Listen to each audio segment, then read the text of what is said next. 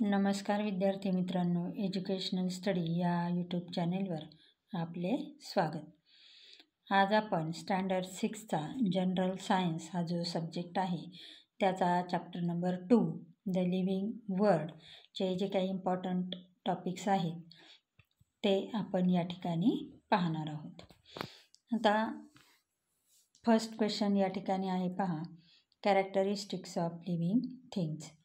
हा जो पॉईंट दिलेला आहे हा पॉईंट या प्रकरणामध्ये महत्त्वाचा आहे.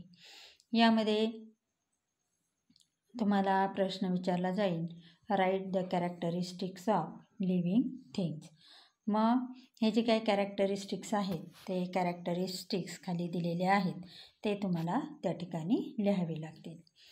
त्यानंतर पुढचा पॉईंट आहे, पहा,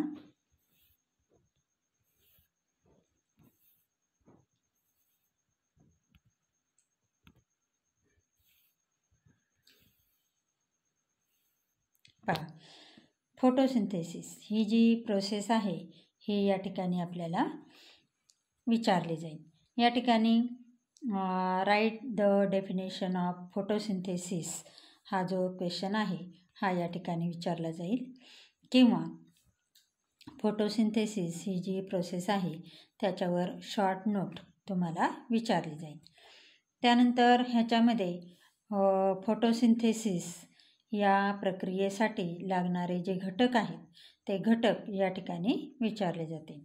म्हणजेच या ठिकाणी what are the constituents necessary what are the constituents which are necessary for the process of photosynthesis अशा प्रकारचा क्वेश्चन या ठिकाणी विचारला जाईल. त्यानंतर पुढचा पॉईंट आहे, पहा,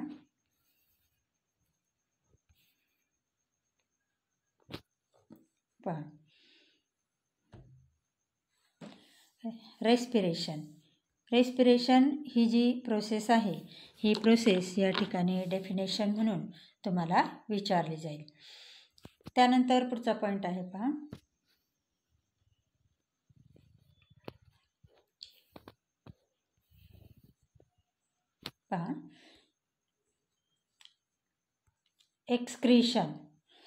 एक्सक्रीशनची डेफिनेशन तुम्हाला या ठिकाणी विचारली जाईल.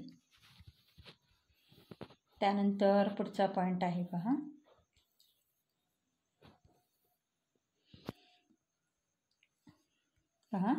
रिस्पॉन्सिव्हनेस टू स्टिम्युली हा जो पॉईंट आहे हा या ठिकाणी डेफिनेशन म्हणून तुम्हाला विचारला जाईल.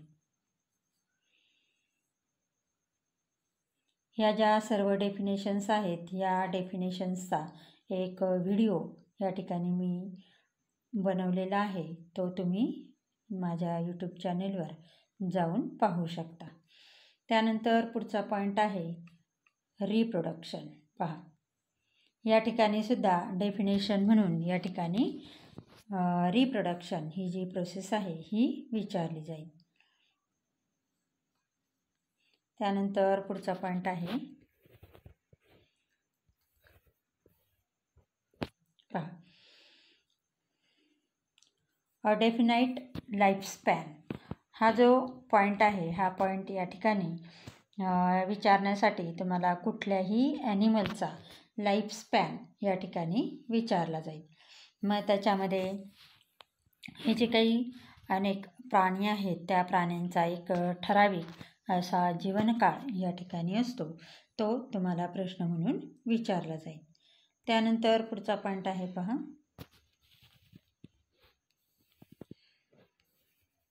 Cellular structure.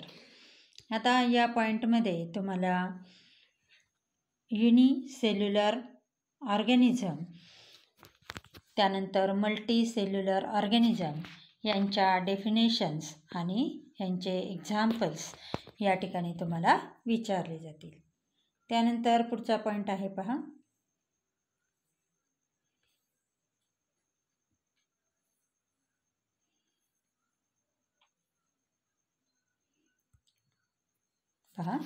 Useful living things.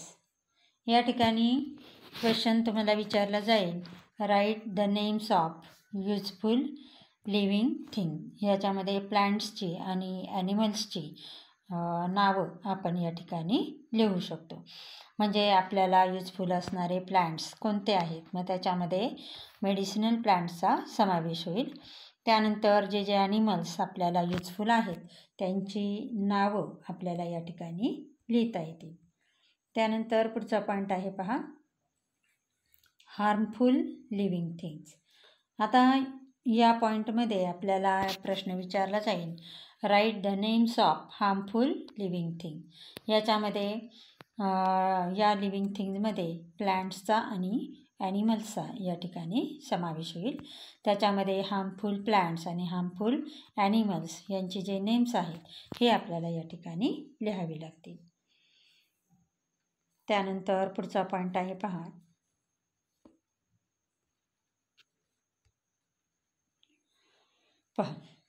Wild animals. आता या वाईल्ड ॲनिमल्स या पॉईंटमध्ये आपल्याला या ठिकाणी जे जे काही वाईल्ड ॲनिमल्स दिलेले आहेत त्यांची नावं या ठिकाणी विचारली जातील. Write the names of wild animals. त्यानंतर प्रेडेटर्सची जी डेफिनेशन आहे ती या ठिकाणी तुम्हाला विचारली जाईल. Write the definition of predators. अशा पद्धतीनं आपल्याला या ठिकाणी या प्रकरणामध्ये बरेचसे पॉईंट आपल्याला या ठिकाणी महत्त्वाचे आहेत. त्यानंतर एक्झरसाईजमध्ये जर आपण पाहिलं तर एक्झरसाईजमध्ये सुद्धा ऑल क्वेश्चन्स आर नेसेसरी. मग याच्यामध्ये फर्स्ट क्वेश्चन आहे पहा, write the answers to the following questions in your own words. याच्यामध्ये जर आपण पाहिलं तर बरेचसे क्वेश्चन, मग त्याच्यामध्ये प्लांट्स ॲनिमल्सची जे काही डिफरन्स आपल्याला या ठिकाणी विचारलेलं आहे. त्यानंतर similarities between plants and animals. मग या ठिकाणी प्लांट्स आणि ॲनिमल्समध्ये असणाऱ्या सिमिलॅरिटी. मग ह्याच्यामध्ये तुम्हाला या पॉईंटमध्ये कॅरेक्टरिस्टिक्स जे आहेत लिव्हिंग थिंगचे ते कॅरेक्टरिस्टिक्स प्लांटचे आणि ॲनिमलचे दोन्हींचे आपल्याला दाखवता येतील. त्यानंतर how is the plant kingdom useful to us. याच्यामध्ये आपल्याला या ठिकाणी जे काही प्लांट्स आहेत ते आपल्याला कशा पद्धतीने उपयुक्त आहेत हे या ठिकाणी आपल्याला लिहायचे. त्यानंतर how is the animal kingdom useful to us. याच्यामध्ये जे काही प्राणी आहेत ते प्राणी कशा पद्धतीने आपल्याला उपयुक्त आहेत हे या ठिकाणी आपल्याला लिहायचे. त्यानंतर पुढचा जो पॉईंट आहे तो म्हणजे what makes the living thing different from non living things. या ठिकाणी लिव्हिंग थिंग्स आणि नॉन लिव्हिंग थिंग्स यांच्यामध्ये असणारा जो डिफरन्स आहे तो आपल्याला या ठिकाणी लिहिता येईल. त्यानंतर पुढचा क्वेश्चन आहे, what helps them to breathe. What helps them to breathe हा एक क्वेश्चन आहे, हा आपल्याला या ठिकाणी महत्त्वाचा आहे. त्यानंतर नेक्स्ट क्वेश्चन आहे,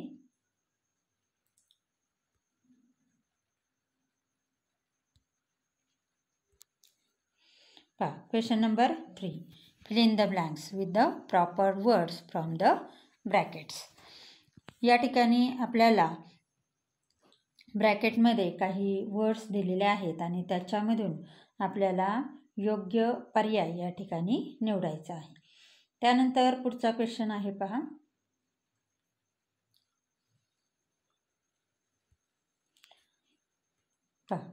write the uses of these animals and plants. आता बरेचसे ॲनिमल्स असतील किंवा बरेचसे प्लांट्स असतील, या सगळ्यांचे जे उपयोग आहेत ते आपल्याला बऱ्यापैकी या ठिकाणी माहीत आहेत.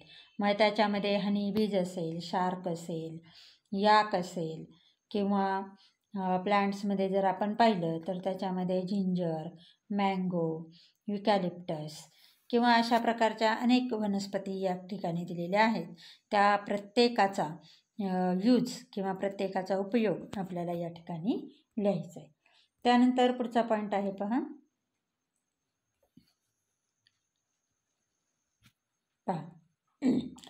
Right the peculiarities of the movements of these living thing. आता या ठिकाणी हे जे हा जो क्वेश्चन आहे हा या ठिकाणी तितकासा आपल्याला या ठिकाणी महत्त्वाचा नाही. ह्याच्यामध्ये आपण हा जो क्वेश्चन आहे तो क्वेश्चन नाही केला तरी चालू शकते. त्यानंतर पुढचा पॉईंट आहे पहा, क्वेश्चन नंबर 6. हा सुद्धा आपल्याला या ठिकाणी महत्त्वाचा आहे. या क्वेश्चनमध्ये आपल्याला विचारलेला आहे पहा, write in detail about how the plants and animals found in your surrounding prove useful or harmful. आता याच्यामध्ये जसं आपण मगाशी सांगितलं की जे काही वनस्पती असतील किंवा प्राणी असतील त्यांचे जे काही उपयोग आहेत किंवा कशा पद्धतीने ते उपयुक्त आहेत आणि कशा पद्धतीने ते हार्मफुल आहेत हे या ठिकाणी आपल्याला पाहायचे. मग या अशा पद्धतीनं आपल्याला या ठिकाणी या प्रकरणाचे हे जे काही महत्त्वाचे प्रश्न आहेत हे आपल्याला या ठिकाणी पाठ करायचे. ठीक आहे. याच पद्धतीचा पुढच्या प्रकरणाचा व्हिडिओ पुढच्या तासाला अभ्यासू.